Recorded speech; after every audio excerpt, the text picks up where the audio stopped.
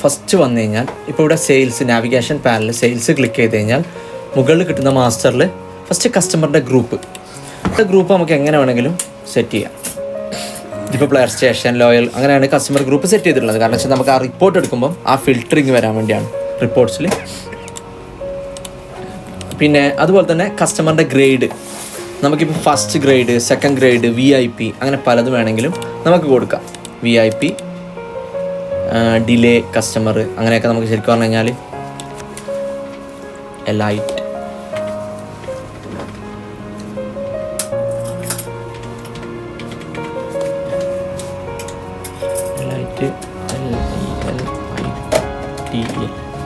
Elite okay. അങ്ങനെ നിങ്ങൾക്ക് കസ്റ്റമറിനെ check ചെയ്ത് വെക്കാം.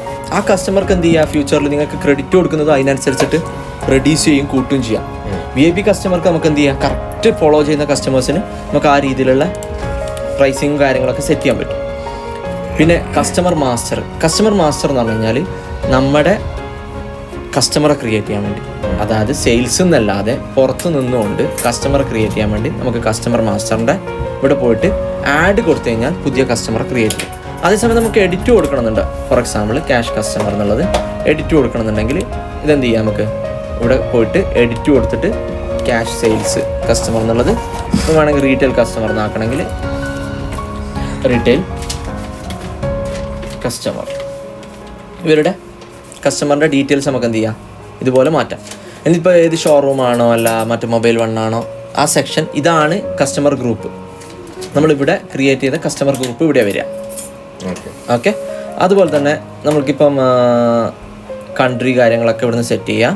പിന്നെ അതുപോലെ തന്നെ നമ്മളെ ഇവരുടെ പ്രൈസ് കോഡ്, നമ്മുടെ VIP പ്രൈസ് കൊടുക്കണോ അല്ല ഏത് പ്രൈസാണോ നോർമലി വരേണ്ടത്, ഇവർക്ക് ഈ ആൾക്ക് ബില്ലടിക്കുമ്പോൾ ഏത് പ്രൈസ് വരണം എന്നുള്ളത് ഇവിടെ സെറ്റ് ചെയ്ത് കൊടുക്കാം. ഇവിടെ ഇപ്പോൾ തൽക്കാലം റീറ്റെയിൽ ബില്ലാണ് ഇവർക്ക് വരേണ്ടത്. നമ്മൾ 4 പ്രൈസിങ് കൊടുത്തില്ലേ ഐറ്റം കോഡിൽ, ആ 4 പ്രൈസിങ് ഏത് കൊടുക്കണം എന്നുള്ളത് നമുക്ക് സെറ്റ് ചെയ്യാം. ഇതെന്ന് പറഞ്ഞു കഴിഞ്ഞാൽ പിന്നെ ഇവിടെ ക്രെഡിറ്റ് ആണോ ക്യാഷ് ആണോ എന്നുള്ളത് കൊടുക്കാം.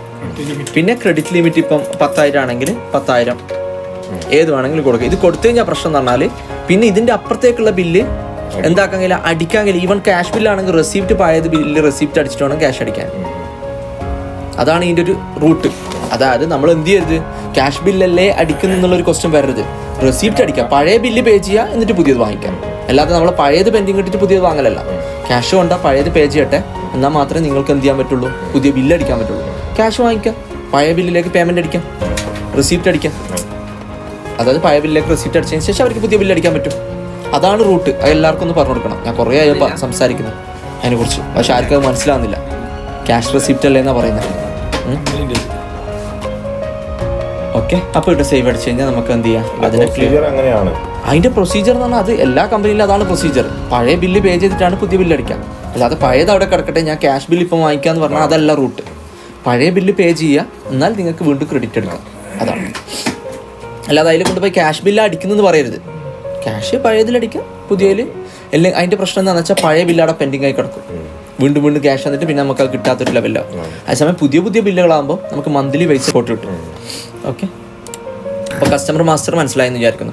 പിന്നെ സെയിൽസ്മാൻ സെറ്റപ്പ് ഇവിടെ വന്നിട്ട് നമുക്ക് എന്ത് ചെയ്യാം, ഒരാളുടെ പേര് നമുക്ക് എന്ത് ചെയ്യാം, സെറ്റ് ചെയ്യാൻ പറ്റും. ഇവിടെ ഇപ്പോൾ ഷിനിറ്റ് എന്ന് സെറ്റ് ചെയ്യണമെങ്കിൽ ഏതെങ്കിലും ഒരു കോഡ് കൊടുക്കുക, S13. ഒരാൾ പുതിയത് വന്നു കഴിഞ്ഞാൽ ആ സെയിൽസ്മാനെ സെറ്റ് ചെയ്യാൻ വേണ്ടി ഇപ്പം റിയാസ് ഉണ്ട്, റിയാസിൻ്റെ പേരും കൂടെ ഒന്ന് സെറ്റ് ചെയ്തോളൂ. Riyas computer shop. സലാഹുദ്ദീൻ ചെയ്യുന്നത് സലാഹുദ്ദീൻ തന്നെ എല്ലാം കടന്നോട്ടെ. റിയാസ് ചെയ്യുന്നത് റിയാസായിട്ട് മാറാനി, റിയാസിൻ്റെ പേരിൽ. റിയാസിന് ആ റെസ്പോൺസിബിലിറ്റി വരുന്ന ഒരു ഇതിലാവില്ല എന്നാണ്. അല്ലെങ്കിൽ സലാഹുദ്ദീൻ എഡിറ്റ് ചെയ്ത് കഴിഞ്ഞാൽ പിന്നെ നമുക്ക് മനസ്സിലാവില്ല ആരാ ആ സെയിൽ ചെയ്ത ആ മാസം, ആരതാണ് ആ പ്രോബ്ലംസ് എന്ന് മനസ്സിലാവില്ല. ഇതാകുമ്പോൾ കറക്റ്റ് റിയാസ് തന്നെയാണ്, സലാഹുദ്ദീൻ തന്നെയാണ് ആയിട്ട് വരും. ഇൻഷാല്ലാ. അല്ല വേണമെങ്കിൽ നമുക്ക് മാറ്റാം, കുഴപ്പമില്ല. പക്ഷെ ഞാനൊരു ഇത് ലോജിക്കലി പറഞ്ഞതാണ്. ഓക്കെ. അതപ്പോൾ ഇവിടെ സെയിൽസ്മാൻ്റെ സെറ്റപ്പ് ഇങ്ങനെ വരുന്നത്. ഓക്കെ. പിന്നെ സെയിൽസ്മാൻ ടൈപ്പ് നമുക്ക് എന്ത് ചെയ്യാം, സെയിൽസ്മാൻ ഔട്ട്ഡോറോ ആണോ അല്ല വാൻ സെയിലോ അങ്ങനെ എന്തെങ്കിലും സെക്ഷനായിട്ട് സെയിൽസ്മാൻ ആക്കണമെങ്കിൽ നമുക്കത് ചെയ്യാം. പിന്നെ അതുപോലെ തന്നെ ഇതിനിപ്പം ഡിസ്കൗണ്ട് സെറ്റപ്പൊക്കെയാണ്. ഡിസ്കൗണ്ട് പോളിസി നമുക്ക് വേണമെങ്കിൽ സെറ്റ് ചെയ്യാം. ഒരാൾ 1,00,000 റിയാൽ വാങ്ങിച്ചു കഴിഞ്ഞാൽ 1 റിയാലിൻ്റെ മേലെ 1,000 റിയാലിൻ്റെ മേലെ ഒരു പോയിന്റ് കുറച്ച് കൊടുക്കുന്നു വിചാരിച്ചോ. അപ്പോൾ അയാൾ 10 ലക്ഷം സാധനം എടുക്കുമ്പോൾ ഒരു ഹെഡ്ഫോണോ അല്ലെങ്കിൽ എന്തെങ്കിലും കൊടുക്കുന്ന ഒരു ഗിഫ്റ്റ് കൊടുക്കുന്ന സെറ്റപ്പാണത്. ഓക്കെ. പിന്നെ സെയിൽസ് എക്സ്പെൻസ് സെറ്റപ്പ് എന്ന് വെച്ച് കഴിഞ്ഞാൽ നമ്മളൊരു സെയിൽ ചെയ്തുകൊണ്ടിരിക്കുമ്പോൾ അതിന് വരുന്ന അഗെയിൻസ്റ്റ് ആയിട്ടുള്ള എക്സ്പെൻസ് അങ്ങനെ തന്നെ അടിച്ച് പോകണമെന്നുണ്ടെങ്കിൽ, ഫോർ എക്സാമ്പിൾ ഒരു ദിവസത്തെ സെയിൽ നടക്കുന്നത് 5,000 രൂപയാണ് നടന്നത്. അപ്പോൾ ആ ദിവസം പെട്രോളിൻ്റെ പൈസ ഇത്ര ഉണ്ടെന്നുള്ളത് അതിൻ്റെ കൂടെ തന്നെ കൊടുത്തു വരണമെന്നുണ്ടെങ്കിൽ ഈ സെയിൽസ് സെറ്റപ്പാണ് ചെയ്തു പോകാം. പിന്നെ ഇതിൽ ബ്രാഞ്ച് കസ്റ്റമർ എന്ന് പറഞ്ഞാൽ ഇതിപ്പോൾ നമുക്ക് ചില ബ്രാഞ്ചിലേക്ക് എല്ലാ കസ്റ്റമറും ഇട്ട് കൊടുക്കേണ്ട ആവശ്യമില്ല, അവർ കൺഫ്യൂസ്ഡ് ആവും.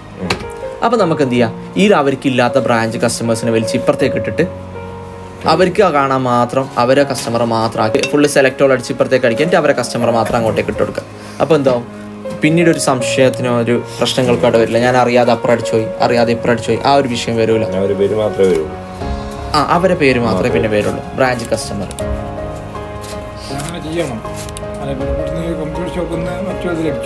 അതെ. ഇനിയിപ്പോൾ സെയിൽസ് കൊട്ടേഷൻ, ഒരു കസ്റ്റമർ നമ്മളോട് ചോദിച്ചു സെയിൽസ് കൊട്ടേഷൻ ആണെന്ന് പറഞ്ഞു കഴിഞ്ഞാൽ സെയിൽസ് കൊട്ടേഷൻ അടിച്ച് സെയിം പ്രൊസീജിയറാണ് സെയിൽസിൻ്റെ എന്താണോ അടിക്കുന്നത് അതേപോലെ തന്നെ അടിക്കേണ്ടത്. അത് അടിച്ചു കഴിഞ്ഞാൽ ഇതിപ്പോൾ ആഡ് അടിച്ചിട്ട് നമുക്ക് ആ സെയിൽസ് കൊട്ടേഷൻ അടിച്ച് അവർക്ക് പ്രിൻ്റ് ഔട്ട് എടുത്ത് കൊടുക്കാം. ഇത് സെയിൽസിനെ ഒന്നിനും എഫക്റ്റ് ചെയ്യില്ല.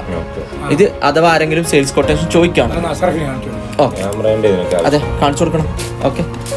പിന്നെ സെയിൽസ് ഓർഡർ എന്ന് പറഞ്ഞു കഴിഞ്ഞാലും എന്താണെന്ന് വെച്ചാൽ, അതായത് സെയിൽസ് ഓർഡറും സെയിൽസ് കൊട്ടേഷനും തമ്മിലുള്ള വ്യത്യാസം എന്ന് പറഞ്ഞാൽ സെയിൽസ് കൊട്ടേഷൻ എന്തല്ല അവർ നമുക്ക് ട്രാൻസാക്ഷനിൽ സെയിൽസ് കൊട്ടേഷൻ സെയിൽസ് കൊട്ടേഷൻ എന്ന് പറഞ്ഞാൽ ജസ്റ്റ് ഇങ്ങനെ ഡെമ്പായി കിടക്കും, അത് എവിടെയും എഫക്ട് ചെയ്യുന്നില്ല. സെയിൽസ് ഓർഡർ എന്ന് പറഞ്ഞാൽ നമുക്കൊരാൾ ഓർഡർ വന്നു, പക്ഷെ അയാൾ പ്രൈസ് നമുക്ക് ഇപ്പോൾ ഉറപ്പായിട്ടില്ല. അപ്പം നമ്മൾ സെയിൽസ് ഓർഡർ കൊടുത്തിട്ട് അത് കൺഫർമേഷൻ വാങ്ങിച്ചിട്ടാണ് നമ്മൾ സെയിൽസ് ഇൻവോയ്സിലേക്ക് മാറ്റുക. പിന്നെ സെയിൽസ് ഇൻവോയ്സ് എന്താണെന്നുള്ളത് നിങ്ങൾക്ക് സെയിൽസ് ഇൻവോയ്സ് എന്ന് പറഞ്ഞു കഴിഞ്ഞാൽ സെയിൽസ് ഇൻവോയ്സിൽ ഓട്ടോമാറ്റിക്കായിട്ട് എന്താവും, നമ്മുടെ ആ ബ്രാഞ്ച് ഏതാണെന്നുള്ളത് അവിടെ ഉണ്ടാവും, ബ്രാഞ്ച്. ഓക്കെ. അതിനുശേഷം നമ്മുടെ കസ്റ്റമർ ഏതാണെന്നുള്ളത് അടിക്കാം. കസ്റ്റമർ അടിച്ചു കഴിഞ്ഞാൽ നമ്മൾ ഓട്ടോമാറ്റിക്കായിട്ട് കസ്റ്റമർക്ക് ഡീഫോൾട്ട് ക്യാഷാണ്. ഇനിയിപ്പോൾ അവിടെ നിൽക്കുന്ന സമയത്ത് നമുക്ക് എന്ത് ചെയ്യാം, അങ്ങോട്ടും ഇങ്ങോട്ടും മാറ്റാൻ പറ്റും. അതേസമയം സെയിൽസ് ഓർഡർ എന്ന് പറയുന്നത് നമ്മളൊരു സെയിൽസ് ഓർഡർ അപ്പുറം അടിച്ച് വെച്ചിട്ടുണ്ടെങ്കിൽ ആ സെയിൽസ് ഓർഡർ സെലക്ട് ചെയ്തിട്ട് നമുക്ക് അതിന് ബില്ലാക്കാൻ പറ്റും.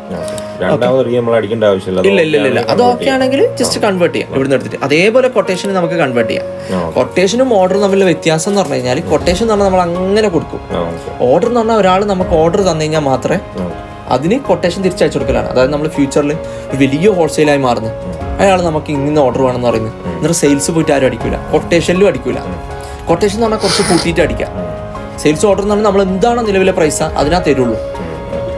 അത് രണ്ട് നമ്മളുടെ ഒരു വ്യത്യാസം അങ്ങനെ വരിക സാധാരണ സ്വാഭാവികമായിട്ട്. ഇനി ഇവിടെ നമ്മളൊരു ഓക്കെ നെക്സ്റ്റ് വന്നു, എന്നിട്ടൊരു ഐറ്റം അടിച്ചു കേബിൾ സാംസങ്. അപ്പോൾ കേബിൾ കസ്റ്റമർക്ക് വിറ്റ പ്രൈസാണ് ഇത്. പിന്നെ സ്റ്റോക്ക് എത്ര ഉണ്ടെന്നുള്ളത് ഇത്. പിന്നെ മിനിമം പ്രൈസ് എത്രയാണ് കൊടുത്തതെന്നുള്ളത് ഇത്. പിന്നെ കോസ്റ്റ് എത്രക്കാണ് ഉള്ളത് എന്നുള്ളത് ഇത്. ഓക്കെ. ഇനി അതുമല്ല നമുക്ക് അത്രയും സാറ്റിസ്ഫൈഡ് അല്ല, നമുക്ക് അവരെ ഫുൾ കസ്റ്റമർ ബാലൻസ് കാണണമെന്നുണ്ടെങ്കിൽ ഇവിടെ ക്ലിക്ക് ചെയ്ത് കഴിഞ്ഞാൽ അവരെ കസ്റ്റമറിൻ്റെ ഫുൾ ഡീറ്റെയിൽസ് കാണാൻ പറ്റും. ഓക്കെ. അതുപോലെ തന്നെ നമ്മൾ അതിലും സാറ്റിസ്ഫൈഡ് അല്ല, കസ്റ്റമറിൻ്റെ ഹിസ്റ്ററി കാണണം ഈ ഐറ്റം വെച്ചിട്ട്. അപ്പോൾ നമുക്ക് ഏതൊക്കെ ദിവസം എന്തൊക്കെ ബില്ലുകളാണ് കൊടുത്തതെന്നുള്ളത് ഇവിടെ കിട്ടും. ഓക്കെ. ഇനി നമുക്ക് അതുമല്ല, നമുക്ക് ആ സമയത്ത് ഐറ്റം പർച്ചേസ് നോക്കിയിട്ട് നല്ല VIP കസ്റ്റമർ ആണെങ്കിൽ ഐറ്റത്തിൻ്റെ പർച്ചേസ് ഹിസ്റ്ററി നമുക്ക് എന്താണെന്നുള്ളത് അത് നോക്കിയിട്ട് അതും കിട്ടും. ഓക്കെ. 1-ാം തീയതി മുതൽ കൊടുത്തു കഴിഞ്ഞാൽ ഏത് ദിവസം മുതലാണെന്നുള്ളത് കൊടുക്കുക. എന്നിട്ട് ജസ്റ്റ് അത് കൊടുത്തു കഴിഞ്ഞിട്ട് എൻ്റർ അടിച്ചു കഴിഞ്ഞാൽ നമ്മൾ എങ്ങനെയെങ്കിലും പർച്ചേസ് ചെയ്തിട്ടുണ്ടെങ്കിൽ ഇത് പർച്ചേസ് ചെയ്തിട്ടില്ല, ഓൾറെഡി ഇവിടെയുള്ള സ്റ്റോക്കാണ്. ഓക്കെ. അപ്പോൾ ഇവിടെ എന്ത് ചെയ്യും, നമ്മൾ ആ പർച്ചേസ് ഹിസ്റ്ററി മൊത്തം കിട്ടും. ഓക്കെ. അപ്പോൾ സെയിൽസിൻ്റെ ഏരിയ എന്തെങ്കിലും അതല്ല, ഈ ഒരു ഇൻവോയ്സ് അടിച്ചുകൊണ്ടിരിക്കുമ്പോൾ നമുക്ക് എന്തെങ്കിലും ഒരു വിഷയം വന്നു, ഹോൾഡ് ചെയ്തിട്ട് നമ്മൾ പെട്ടെന്ന് ഹോൾഡ് ചെയ്തിട്ട് നമുക്ക് കമ്പ്യൂട്ടർ ഓഫ് ആക്കിയിട്ട് വേണമെങ്കിൽ പോവാം. അതേസമയം വേറൊരു സെയിൽ അടിക്കണമെന്നുണ്ടെങ്കിൽ ജസ്റ്റ് എന്ത് ചെയ്യുക, സെയിൽസ് ഇൻവോയ്സ് ഓപ്പൺ ആക്കിയിട്ട് അടുത്ത ബില്ല് അടിച്ചു പോകും. അല്ല, ഹോൾഡ് ഒന്നും ചെയ്യണ്ട. ഹോൾഡ് എന്തിനാന്ന് പറഞ്ഞാൽ നമ്മൾ കമ്പ്യൂട്ടർ ഓഫ് ആക്കുന്നുണ്ടെങ്കിൽ നമ്മൾ കമ്പ്യൂട്ടർ ഓഫ് ആക്കി പോകുമ്പോൾ എന്ത് ചെയ്യണം, ഹോൾഡ് ചെയ്യണം. ഇല്ലെങ്കിൽ അപ്പുറം ഇപ്പുറം കസ്റ്റമർ ഓൺ ആക്കിയിട്ട് ഈ കസ്റ്റമർ അവിടെ കിടക്കും, കസ്റ്റമർ പേരിടുണ്ടാവും. ഇപ്പം ഷട്ട് ഡൗൺ ഇല്ല, ഹോൾഡിലൂടെ സേവിംഗ് ലിസ്റ്റിൽ കിടക്കുന്നുണ്ടോ? ഇപ്പോൾ ഞാൻ ഇപ്പൊ ചെയ്തത് സേവിംഗ് ലിസ്റ്റിൽ അവിടെ കിടക്കും. നമ്മളിത് ഓഫ് ആക്കുമ്പോൾ തന്നെ പിന്നെ ഹോൾഡ് അടിച്ചു കഴിഞ്ഞാൽ അല്ല, വേറെ ഒരു ഇൻവോയ്സ് ആണെങ്കിൽ ഡയറക്റ്റ് മറ്റേ ഇൻവോയ്സ് തന്നെ കൊടുത്താൽ മതി.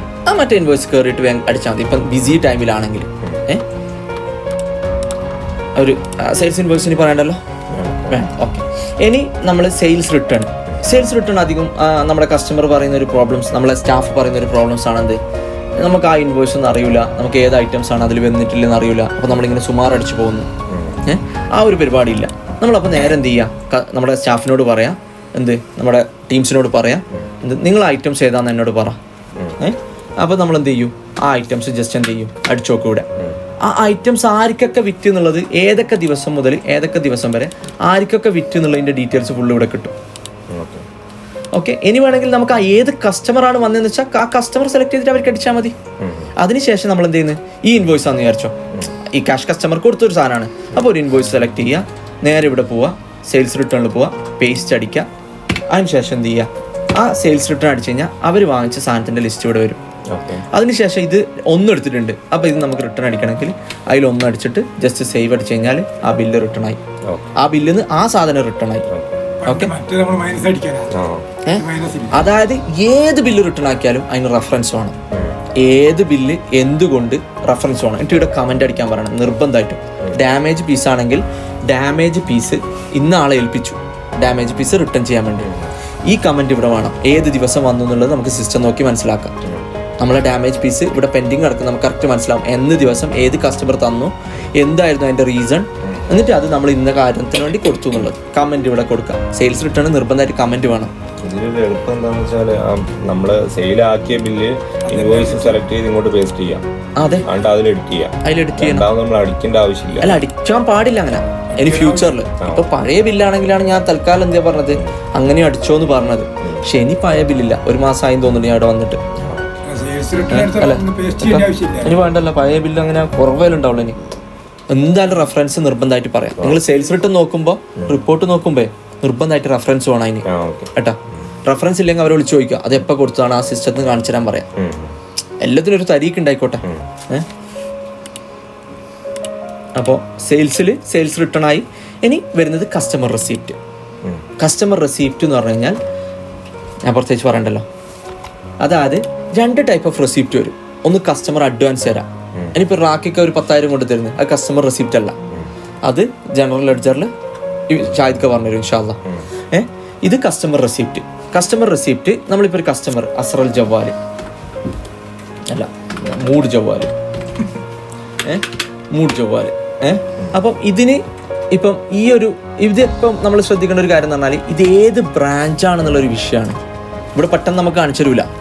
അപ്പം മൊബൈലാണെങ്കിൽ മൊബൈൽ 2-ൻ്റെതാണെങ്കിൽ അവരത് ഇപ്പം 30,000 സംതിങ് ബാലൻസ് ഉണ്ടെന്നുള്ളത് ഇവിടെ കാണിച്ചു തരും. എന്നിട്ട് വേണം നമ്മൾ എന്ത് ചെയ്യാൻ, ഇവിടെ 10,000 തന്നിട്ടുണ്ടെങ്കിൽ 10,000 അടിക്കുമ്പം ഏത് ബില്ലിന് നമ്മൾ അപ്ലൈ ചെയ്യണമെന്ന് പറയും. ഇനി ആ സമയത്ത് നമുക്കൊരു ഡിസ്കൗണ്ട് തന്നിട്ടുണ്ടെങ്കിൽ ആ ഡിസ്കൗണ്ട് 1000, അതും എന്ത് ചെയ്യും, ഏത് ബില്ലിന് അപ്ലൈ ചെയ്യണം എന്നുള്ളത് പറയും. ഡിസ്കൗണ്ട് കൊടുത്തിട്ടുണ്ടെങ്കിൽ അത് ഡിസ്കൗണ്ട് കൊടുക്കുമ്പോൾ എന്ത് ചെയ്യണം, ഈ ഹലാലകളൊക്കെ ഡിസ്കൗണ്ട് കൊടുക്കുന്നുണ്ടെങ്കിൽ അപ്പം തന്നെ ആ ഡിസ്കൗണ്ടിൽ അടിച്ചിട്ട് അതങ്ങ് ക്ലോസ് ചെയ്യുക ആ ബില്ലിനെ കേട്ടോ. എന്നാൽ എന്താവും, ആ ക്ലിയർ ആയിട്ട് ബാങ്ക് ആണോ ക്യാഷ് ആണോ എന്നുള്ളത് കറക്റ്റ് കൊടുക്കുക. ഇവിടെ ബാങ്ക് ആണെങ്കിൽ ബാങ്ക് അക്കൗണ്ട് കൊടുക്കുക, ക്യാഷ് ആണെങ്കിൽ ക്യാഷ് കൊടുക്കുക. ഓക്കെ, അപ്പോൾ അതിനുശേഷം ഏത് മൊബൈലിൽ നിന്നാണ് വന്നതെങ്കിൽ മൊബൈലിൽ നിന്ന് കാര്യങ്ങളൊക്കെ നോക്കണം. എന്നിട്ട് സേവ് ചെയ്ത് കഴിഞ്ഞാൽ ആ ബില്ല് സേവ് ആയി കേട്ടോ. ഓക്കെ, കസ്റ്റമർ റെസിപ്റ്റും ഓക്കെ അല്ലേ ഏകദേശം? ഇൻഷാ അല്ലാഹ് ബാക്കി നിങ്ങൾക്ക് നോക്കി മനസ്സിലാക്കാൻ പറ്റുന്നതല്ലേ ഉണ്ടാവുള്ളൂ. അപ്ഡേറ്റ് പേയ്മെന്റ് ഓൺ സെയിൽ നമ്മൾ 24-ാം തീയതി ഇന്നത്തെ ഇൻവോയ്സ് മൊത്തം ഇവിടെ കാണും. ഇതിൽ സെയിൽസ് റിട്ടേൺ ഉണ്ടാവില്ലേ? ഓക്കെ, അപ്പം ഏതൊക്കെ ഇൻവോയ്സ് കാർഡിൽ നമ്മൾ പഴയ കാർഡ് എന്ത് ചെയ്യുന്നുണ്ട്, തട്ടുന്നൊരു പരിപാടി ഉണ്ടല്ലോ, അതില്ല. അതിന് പകരം ഒരു ഇൻവോയ്സ് മാത്രമാണ് ആ ബ്രാഞ്ച്, ഏത് ബ്രാഞ്ച് അതിൻ്റെ തന്നെ. ഇപ്പം താഴത്ത് ഇത് നടന്നു, ഇതെന്താണ് നമ്മളെ കാർഡാണെങ്കിൽ ജസ്റ്റ് എന്ത് ചെയ്താൽ മതി, ഇവിടെ 0 ആക്കുക. എന്നിട്ട് കാർഡിൽ ഇത് കണ്ടോ, ക്യാഷാണിത്, സോറി ഇത് റെഫറൻസ് നമ്പറാണ്. ഇത് കാർഡിൽ എന്താക്കുക, മത അവിടെ പോയിട്ട് എന്ത് ചെയ്യുക, 1129. എന്നിട്ട് അതിൻ്റെ റെഫറൻസ് കൊടുക്കണമെങ്കിൽ റെഫറൻസ് കൊടുക്കുക. എന്നിട്ട് എന്ത് ചെയ്യുക, ജസ്റ്റ് സേവ് അടിക്കാം. എന്നിട്ട് എന്തായി, നമ്മുടെ ബില്ലിൽ ആ സംഭവം ബാങ്കായി മാറും. അതായത് താഴേന്ന് ഓൾറെഡി ക്യാഷ് കൊടുത്തിട്ട് അല്ലെങ്കിൽ കൊടുത്തിട്ട് ക്യാഷ് ആയി പോയാൽ നമുക്ക് ഇവിടുന്ന് ക്ലിയർ ആക്കി നമ്മുടെ ടാലിയാക്കി കൊണ്ടുപോകാം. നമ്മൾ എല്ലാ ദിവസവും ബാങ്ക് റീകൺസിൽ ചെയ്യുന്നതിന് മുന്നേ ഇത് ചെയ്തിട്ട് വേണം ബാങ്ക് റീകൺസിൽ ചെയ്യാൻ. നിർബന്ധമായിട്ടും ഈ ബാങ്ക് റീകൺസിലേഷനാണ് നമ്മൾ കൺസിഡർ ചെയ്യേണ്ടത്. ഒരിക്കലും ബാങ്കുമായിട്ടുള്ള ടാലിയല്ല. ഇവിടുന്ന് സ്ലിപ്പ് നോക്കിയിട്ട് ഈ ബാങ്കുമായിട്ട് ടാലിയാക്കാം, റീകൺസിലേഷൻ നോക്കിയിട്ട്. ബാങ്കിന്റെ സ്റ്റേറ്റ്മെന്റ് നോക്കുന്ന പരിപാടി 1 വീക്കിൽ ഒരിക്കൽ അങ്ങനെ ക്ലിയർ ആക്കുന്നത്. എന്നിട്ട് ആ റീകൺസിലേഷൻ സ്റ്റേറ്റ്മെന്റ് ഉണ്ടാക്കിയിട്ട് കൊടുത്താൽ മതി. ഓക്കെ, ഇന്ന ബാങ്കുകളിൽ നിന്ന് ഇത്ര പൈസ വരാനുണ്ട്, ബാക്കി നമ്മൾ വന്നതനുസരിച്ചിട്ട്. ഇപ്പം ടോയ്സ് ആണെങ്കിൽ ഇതാണെങ്കിലും ഇത് നമ്മുടെ റിയൽ റിയലിലേക്ക് വന്നിട്ട് ബാങ്ക് റീകൺസിലേഷൻ്റെ ഒരു ഏരിയ കേട്ടോ. ഇത് ഓക്കെ ആയില്ലേ? ട്രാൻസാക്ഷൻ